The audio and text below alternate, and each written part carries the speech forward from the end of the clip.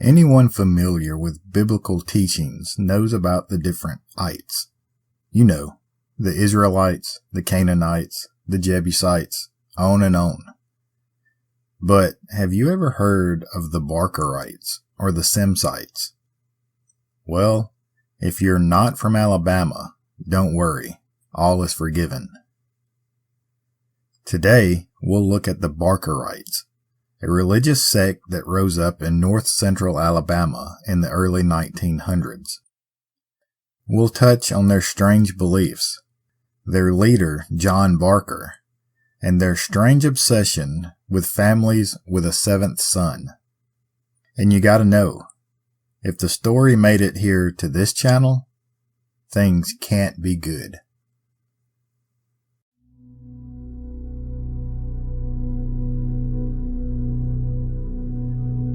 Everyone loves a good, strange, weird, or bizarre story. Well, welcome to the American South, where dark legends and haunted history lurk around every corner. Where superstition, folklore, and a touch of backwoods magic blend with everyday culture. Some say, in order to survive. This is Dixie After Dark.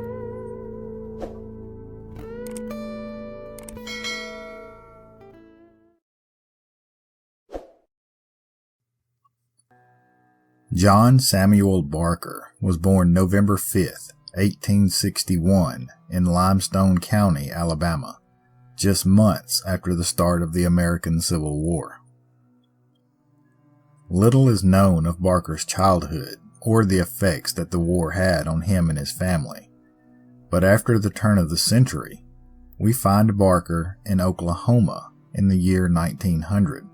Working as an evangelist preacher to native tribes out west.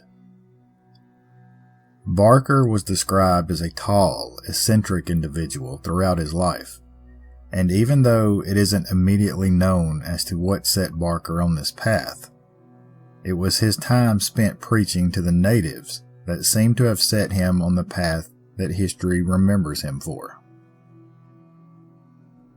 His time spent preaching to the Native Americans showed Barker that words had power over people, especially the Bible, and Barker found that just a few twisted lines or verses taken out of context could quickly manipulate believers for his own benefits. John Barker quickly learned the gift of gab, if not born with it naturally, and he quickly found himself being able to hold a crowd's attention for hours at a time. Most people believe that preaching to the natives in Oklahoma was his practicing grounds, where he perfected his newfound craft. Then, in 1908, John Samuel Barker found his way home to Alabama. Back in Alabama, it wasn't long before Barker had formed a small following of people. Those people that didn't fall under the spell of Barker's teachings were still curious, but not in a good way. Barker taught his followers things like it was a sin to bathe, or even change your clothes. But one of the main things that kept outsiders away was another teaching. One that had it as a virtue to assault any and all non-believers. That is, non-believers to John Barker's own personal doctrine. As time went on, John Barker's teachings grew more and more extreme, and the group, who now referred to themselves as the Barkerites, grew more and more isolated. He knew the Bible from cover to cover and could quote any part of it, but he used it for his purpose and not the purpose of God. This quote came from Sally Hess in a 2010 interview. Miss Hess is from the Barker family line, her father being one of Barker's own nephews. She continues with, "He was a very religious man, but he was an extreme individual.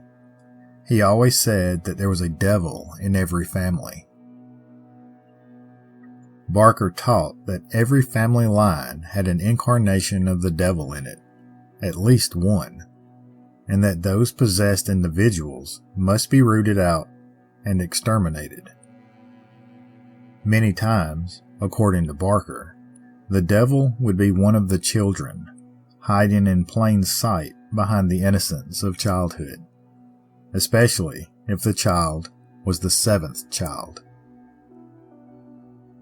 One of the earliest events of this teaching was recorded in 1910, when a follower was told that his preteen son was their family's own personal devil.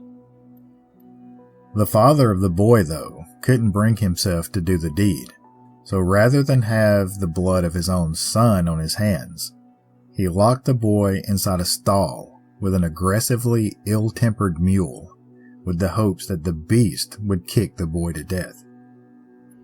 Thankfully, the boy survived, according to the Huntsville Times.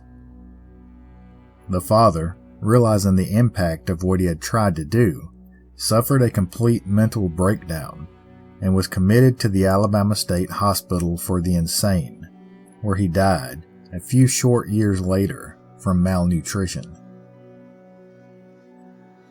Another story has a family leaving the area for a short time, only to return with the body of their 5-year-old son in a suitcase, burying it beneath their house.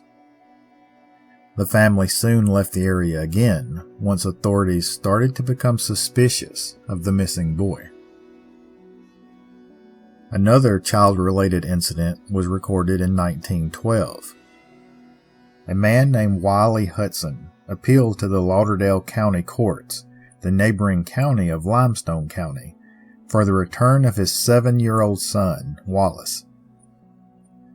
According to articles at the time, Hudson's wife, Josie, was heavily influenced by Barker, and one day, while Hudson was away on business, Josie attempted to flee with their 3 children to join the Barkerites. The children were staying with Hudson's mother at the time, and Josie showed up and demanded her children at gunpoint. Hudson's mother did everything she could to shield the children, and was successful for the most part, protecting the 2 youngest, but Josie was able to get away with 7-year-old Wallace, hiding out with him in the Barkerite compound. The courts were able to intervene, and Wiley Hudson was granted full custody of his son Wallace. According to the Gadsden Times, the biggest thing against Josie was when she told the judge she, quote, would leave husband and children and anything on earth to follow Barker. A month later, Lauderdale County tried to distance themselves from the Barkerites.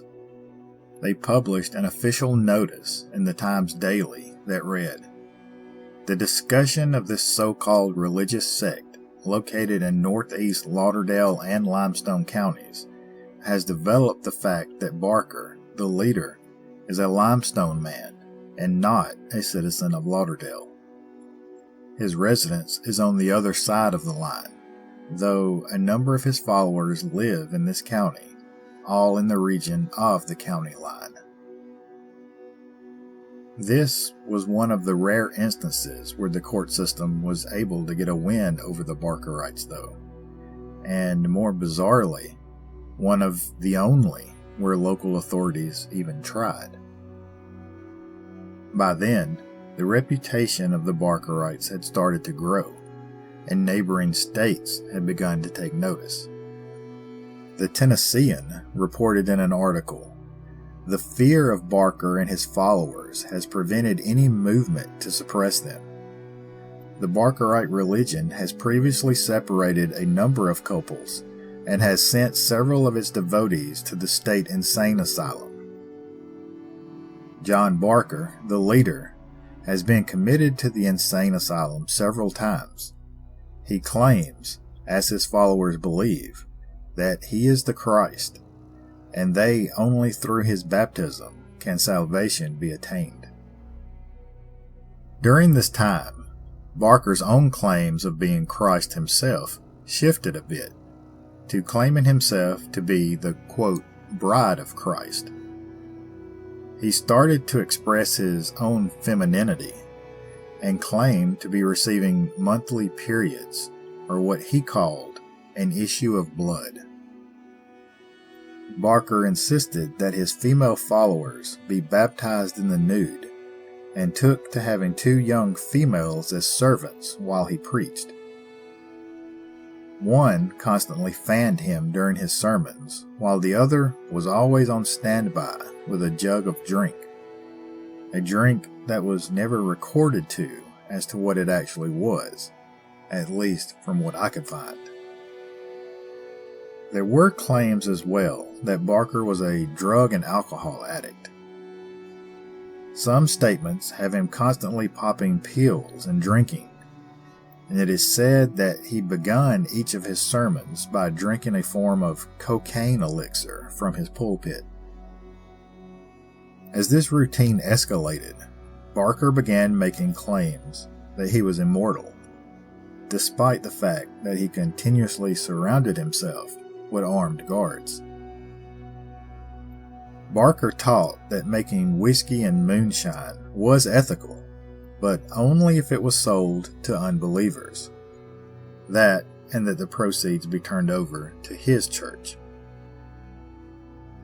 Before long, this practice was encouraged, and according to the 1973 book, A History of Limestone County, Barker collected these tithes, as he referred to, by sending his armed guards to the homes of his followers.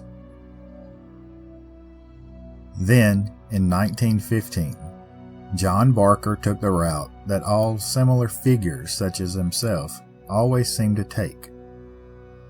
The world was about to end in 2 years' time, in 1917. Followers began, under Barker's instructions, to turn over all of their possessions to Barker and the church. But when the year 1917 came and went, some of the Barkerites started to question everything that they had been taught.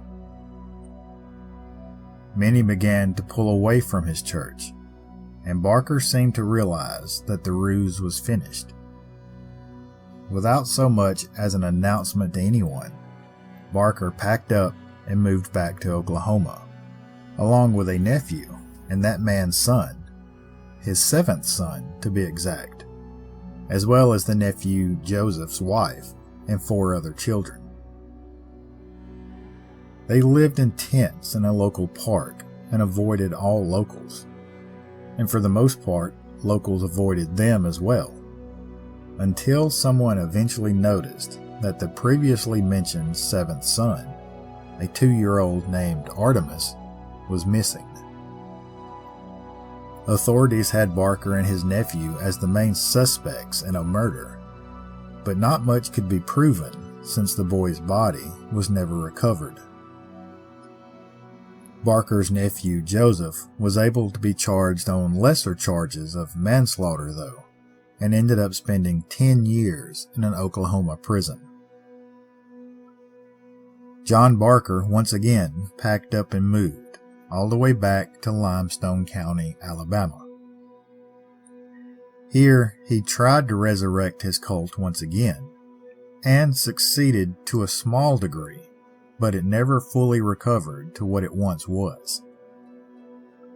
Once Joseph was released from prison, he returned to Alabama as well, and remained a devoted follower of John Barker.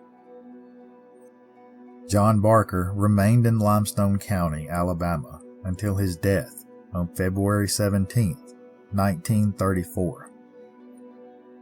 His most devoted followers remained loyal, believing that Barker would one day rise from the dead. John Barker's grave remained guarded day and night for nearly 2 more years, until the last remaining follower, his nephew Joseph, died in 1936. John Barker is buried in the Barker Family Cemetery. His legacy and story is still told in Limestone County as a warning, especially in tight religious groups in the area.